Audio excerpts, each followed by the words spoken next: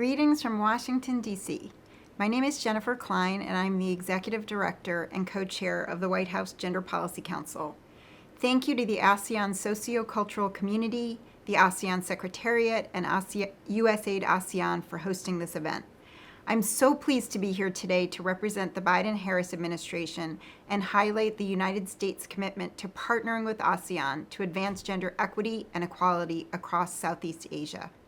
Promoting gender equity and equality and the empowerment of women and girls is a top priority of the Biden-Harris administration and a long-standing cornerstone of U.S. foreign policy. Gender equality is a matter of human rights, social inclusion, justice, and fairness, and it's a strategic imperative that reduces poverty and promotes inclusive economic growth, increases access to education, improves health outcomes, advances peace, security, and environmental justice, more effectively addresses global challenges, including climate change, and fosters good governance. The United States is a steadfast partner in advancing gender equality across the ASEAN region.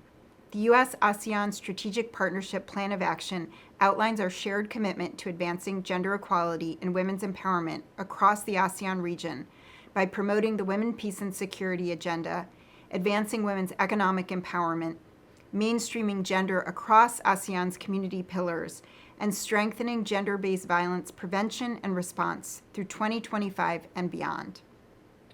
Today's launch of the ASEAN Gender Mainstreaming Strategic Framework marks the culmination of years of effort on the part of ASEAN and the United States to move from gender policy commitments to implementation and meaningful integration of gender equality across the ASEAN community. ASEAN has long held gender equality and women's empowerment as valuable components of its regional development agenda, from the 1988 Declaration of the Advancement of Women in ASEAN region to the 2017 Declaration on the Gender-Responsive Implementation of ASEAN Community Vision 2025 and Sustainable Development Goals.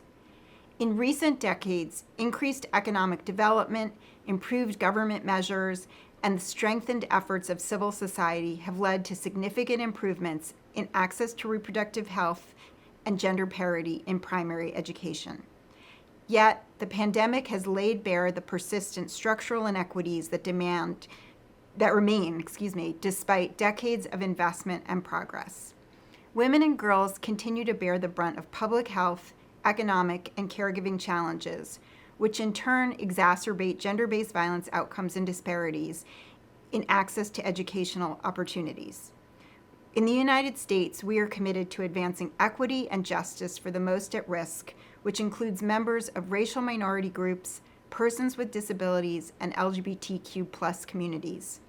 When we take a holistic approach and protect the most vulnerable, we all become safer. With all of this in mind, the ASEAN Gender Mainstreaming Strategic Framework could not have come at a more critical time. The United States proudly supports the ideas from the ASEAN Committee on Women and ASEAN Commission on the Promotion and Protection of the Rights of Women and Children to create this gender-centered structure.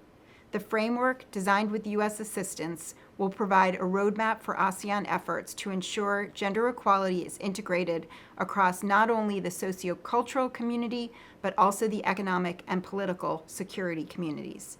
The framework lays a foundation for a longer-term structural improvement that ensure every political, economic, and societal issue of the ASEAN community is addressed with gender equity and equality in mind.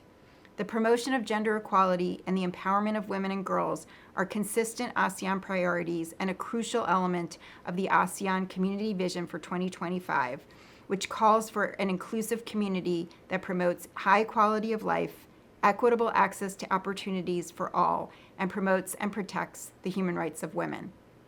At home and around the world, the U.S. is committed to strengthening women's political participation and economic security, ending gender-based violence, and tackling the systemic bias that limits rights and opportunities for individuals on the basis of gender. As Vice President Harris remarked to the Commission on the Status of Women, I am inspired by the progress being made, but we cannot take this progress for granted, especially now.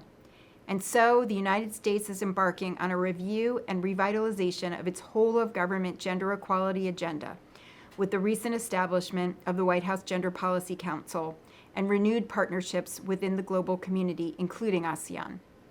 The U.S. is proud to work with ASEAN in its efforts to advance gender equality. We look forward to strengthening this partnership and driving progress as ASEAN operationalizes the gender mainstreaming strategic framework. With a road of recovery still ahead, we can achieve so much by working and learning together for a more resilient, fair, and equitable future across the ASEAN region. Thank you.